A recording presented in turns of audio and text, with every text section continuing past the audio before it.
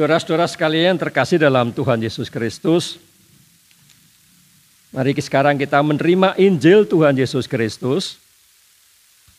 Dan pagi ini kita perhatikan kesaksian kitab Injil Lukas pasal 24 ayat 44 sampai 53. Kitab Injil Lukas pasal 24 ayat 44 sampai dengan 53.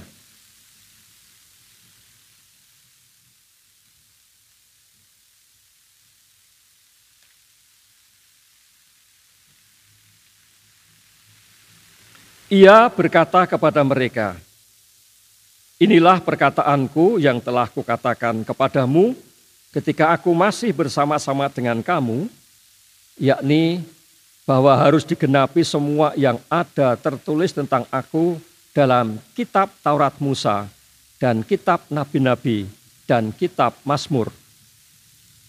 Lalu ia membuka pikiran mereka sehingga mereka mengerti kitab suci.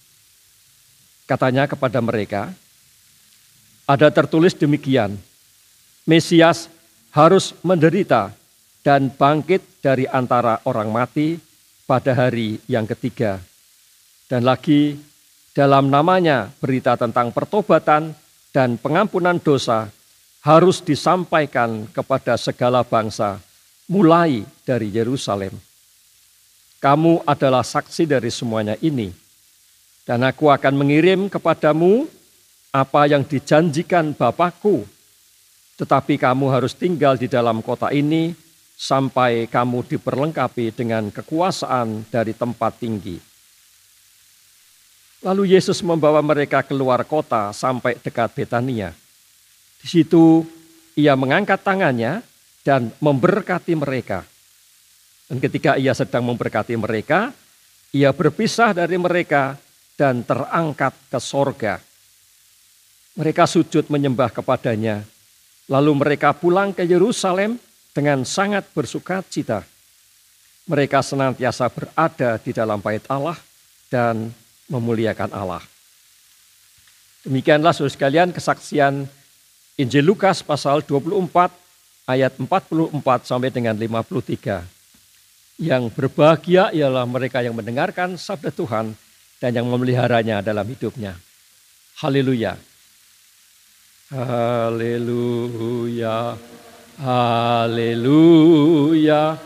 Haleluya. Amin. Haleluya. Haleluya. Haleluya. Amin. Saudara-saudara sekalian yang terkasih dalam Tuhan Yesus Kristus, hari ini kita merayakan Tuhan Yesus naik ke sorga. Apa maknanya bahwa Tuhan Yesus naik ke sorga? Selayaknya kita maknai bahwa Yesus kembali ke dalam kemuliaannya. Tuhan Yesus adalah Allah sendiri yang menjelma menjadi manusia. Sebagai manusia ia terbatas. Kalau ia berada di Galilea, ia tidak ada di Samaria, ia tidak ada di Yudea. Kalau ia ada di Yudea, tidak ada di Galilea, tidak ada di Samaria. Tetapi setelah kebangkitannya Yesus naik ke sorga. Ia kembali ke dalam kemuliaannya. Dan karena itu kita meyakini saat ini ia ada di sini, saat ini juga ia ada di belahan bumi yang lain. Kalau tetap sebagai manusia, tidak. Tetapi karena kembali dalam kemuliaannya, maka ia berada dalam kemuliaannya itu. Nah, saudara-saudara sekalian terkasih dalam Tuhan Yesus Kristus, Tuhan Yesus naik ke surga, tapi para murid tetap ada di sini. Mereka tidak dibawa bersama dengan Tuhan Yesus ke surga. Mereka bahkan kemudian diberi perintah, sebagaimana kesaksian kitab Injil Lukas pasal 24. Dalam namanya berita tentang pertobatan dan pengampunan dosa harus disampaikan kepada segala bangsa, mulai dari Yerusalem. Kamu adalah saksi dari semuanya ini. Jadi Tuhan Yesus naik ke sorga. Dia kembali dalam kemuliaannya. Tapi para murid di sini untuk menjadi saksi, memberitakan pertobatan dan pengampunan dosa. Saudara sekalian, ada orang-orang Kristen, ada. Mungkin banyak saya juga tidak tahu, tapi saya tahu bahwa itu ada orang-orang Kristen yang berharap segera ke sorga. Tapi kalau disuruh sekarang ke sorga tidak mau. Buktinya kalau sakit mencari obat atau upaya kesembuhan. Yakin kalau percaya pada Yesus, kalau mati naik ke sorga, masuk ke sorga. Inginnya sekarang ke sorga. Tapi kalau disuruh sekarang tidak mau. Ya memang ada juga yang kemudian berharap surganya bersama-sama. Maka ada kemudian yang mengajarkan tentang pengangkatan.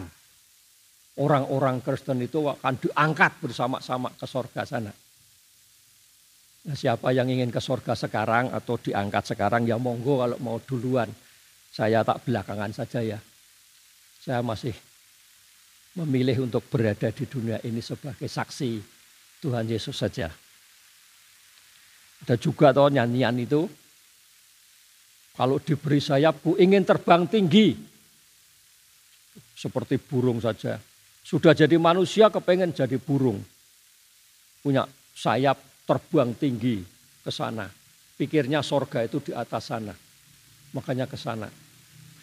Terus kalian, saya mau mengajak kita untuk lebih memberikan tekanan bukan ke sorganya. Bukan.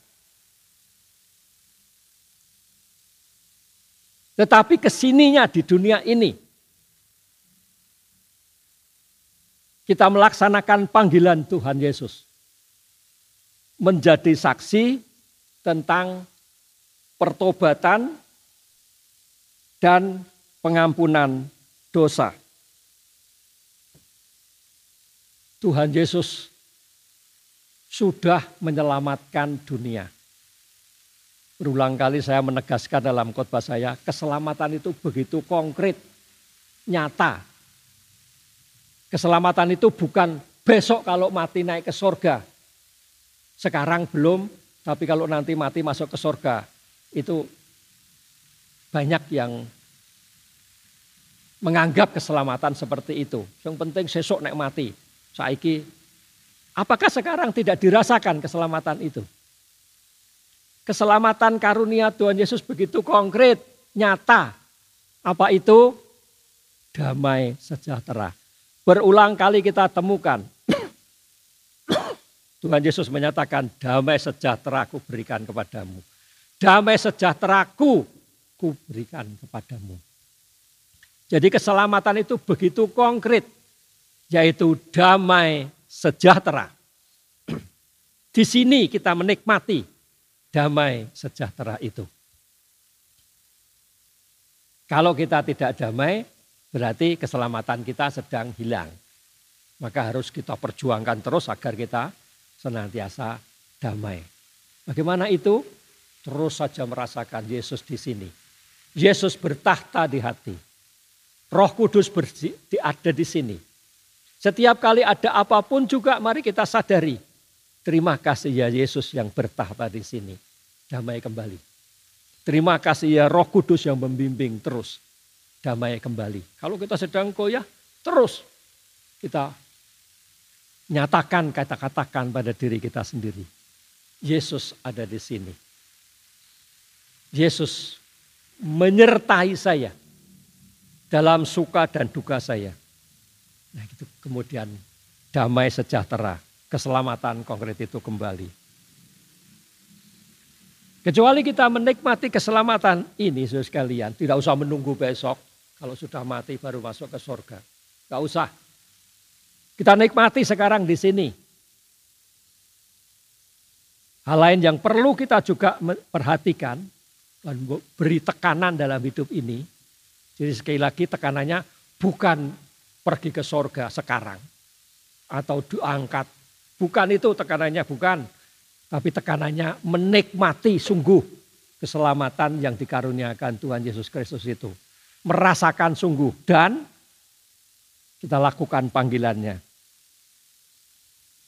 Menjadi saksi tentang pertobatan dan pengampunan dosa. Dunia ini rusak karena dosa. Dunia ini diciptakan oleh Allah dalam kondisi yang sungguh amat baik. Dan oleh karena karya penyelamatan Yesus, maka dunia ini secara definitif telah dipulihkan. Tuhan Yesus sudah memproklamasikan dunia sudah dipulihkan. Sebagaimana ketika diciptakan, dosa yang menyebabkan dunia ini rusak sudah dihapus. Tetapi seperti kalau kita merayakan kemerdekaan, ada proklamasi kemerdekaan dan panggilan kita mengisi kemerdekaan ini. Supaya kemerdekaan itu kemudian sungguh-sungguh mewujud. Demikianlah proklamasi tentang pembebasan dunia dari dosa sudah disampaikan oleh Tuhan Yesus. Panggilan kita adalah mewujudkan dunia yang sudah dibebaskan dari dosa ini. Oleh sebab itu panggilan kita sebagai saksi untuk pertobatan dan pengampunan dosa adalah mari harapan-harapan tentang etika diperbarukan setelah bahaya COVID-19 ini teratasi, itu yang kita lakukan. Supaya dunia ini pulih menjadi dunia yang sungguh amat baik. Apa toh maknanya, apa artinya sebenarnya bahwa kita harus pakai masker? Bahwa kita harus menjaga jarak. Menjaga jarak. Menghindari penularan.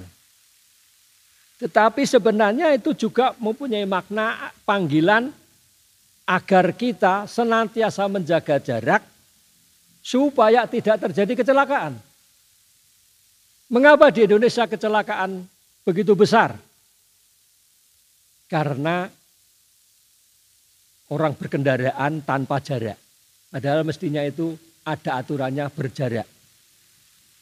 Jaraknya 10 meter sehingga ketika cepat rem itu masih memungkinkan untuk tidak menyentuh apalagi berdekatan. Tidak berdekatan apalagi menyentuh kendaraan yang lain. Kenapa orang berjubel tidak mau antri? Akhirnya juga terjadi kecelakaan. Panggilan kita untuk selalu menjaga jarak. Bukan menjauh dari orang, tetapi menjaga jarak itu menjaga keselamatan. Menghargai orang lain persis dengan diri sendiri. Oleh sebab itu juga menjaga keselamatan orang lain bukan hanya keselamatan diri sendiri.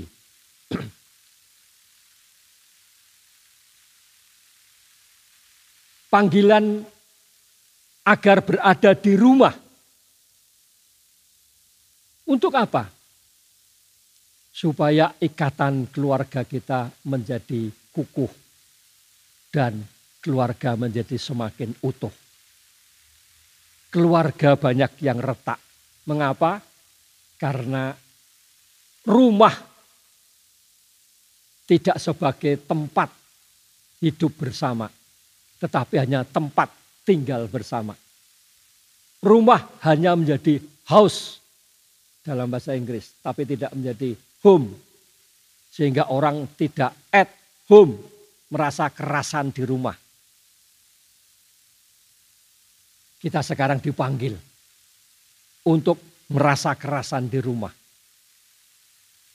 Untuk merasa bertemu dengan suami, dengan istri, bertemu dengan anak, bertemu dengan orang tua, dengan kakak, dengan adik, dengan seluruh anggota keluarga. Itu merupakan berkat. Oleh sebab itu disyukuri. Wajahnya dinikmati.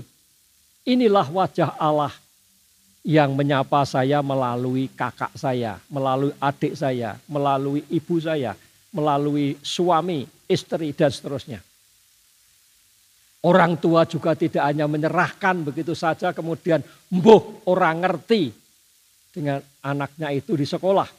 Urusannya sekolah, pokoknya aku membayar ngerti ini sesuk lulus. Tidak. Sekarang sekolah itu tanggung jawab penuh orang tua. Tidak bisa orang tua mengatakan aku orang ngerti. Karena sama orang ngerti nih. Orang tua dan anak itu lalu anak dikancani, ditemani untuk mencari tahu ilmu pengetahuan itu. Kita semua tahu sejarah bagaimana ditemukannya listrik, ditemukannya alat-alat penerang. Yang menemukan itu dianggap bodoh, tetapi oleh ibunya ditemani. Ibunya lebih bodoh daripada anak itu. Anak itu jenius. Tetapi oleh sekolah, gurunya dianggap anak itu bodoh. Padahal gurunya yang bodoh karena tidak bisa mengerti pikiran anak itu. Dia kemudian dikeluarkan dari sekolah itu. Dia pulang ke rumah ditemani ibunya yang lebih bodoh dari dia. Sehingga anak itu kemudian melakukan percobaan-percobaan dolanan. Dan apapun juga yang dibutuhkan dolanan itu si ibu membantu menyediakannya. Akhirnya terbukti bahwa dia adalah orang yang jenius. Jadi sudah tidak zamannya lagi sekarang orang tua menyerahkan begitu saja anaknya ke sekolah. Sekolah itu hanya tambahan. Perilaku etika baru demikian ini harus dijalani mulai dari sekarang. Kita berada di alam bukan sebagai tuan. Tetapi kita tamu yang harus mempunyai sopan santun. Bayangkan kalau ada orang bertamu ke tempat kita kemudian dia makan dan kemudian membuang sampah seenaknya. Apakah itu sopan? Kita tidak layak berbuat demikian dengan alam.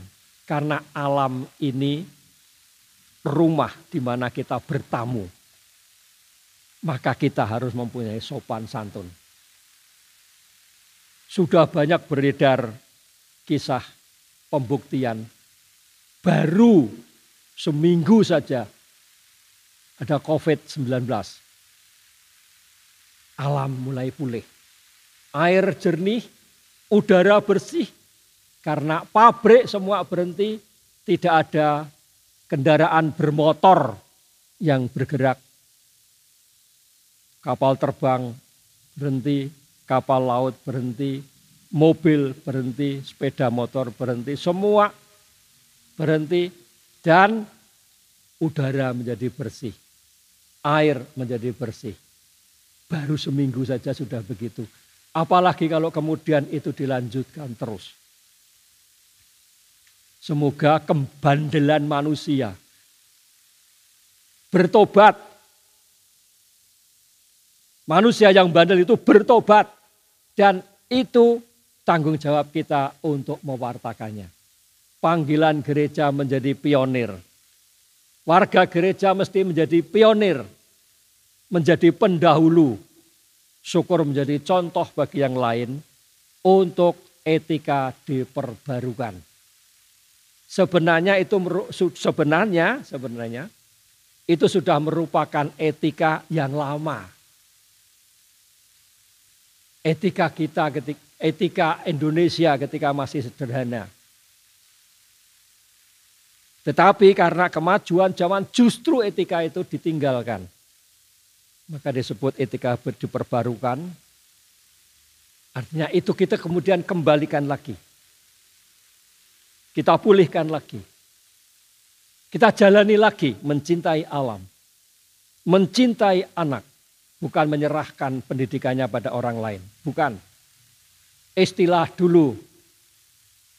Ojo nganti kebonu sugudel. Itu benar. Jangan sampai orang tua justru ngangsu kawruh kepada anaknya. Saya tidak ngerti matematika. Oh, jangan sampai terjadi. Saya memang tidak ngerti matematika. Mari nak belajar bersama dengan saya. Sehingga kamu tahu, saya juga tahu. Kamu pasti harus bertumbuh lebih pintar daripada saya. Tapi saya juga tahu apa itu. Saya tidak ketinggalan zaman. Semua itu kita jalani sebagai saksi tentang pulihnya dunia seluruh ciptaan ini dalam kondisi sungguh amat baik. Manusia pulih sebagai citra Allah, alam pulih sebagai Firdaus. Amin.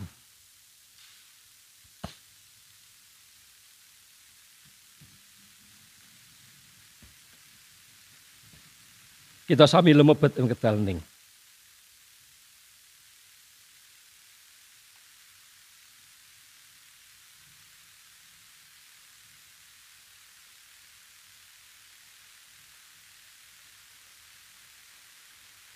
Monggo kita sarengan sami ditung. Duh Rama kawula ingkang wonten ing swarga. Asma paduka mugi kasucikaken. Kraton paduka mugi rawuh. Karsa paduka mugi kelampahana. Kados dene wonten ing swarga mekaten ugi wonten ing bumi. Mugi kawula paduka paringi rejeki kawula sacekapipun ing dinten menika. So paduka mugi ngapunten kalepatan kawula. Kados dene kawula inggih ngapunten ing tetiang ingkang kalepatan dhateng kawula. Menapa malih kawula sampun ngantos kategaken dawahing panggoda ning malah paduka walaken saking pangawak Dursila. Awit dene paduka ingkang kagungan kraton saha wisesa tuwin kamulyan langgeng slaminipun. Amin.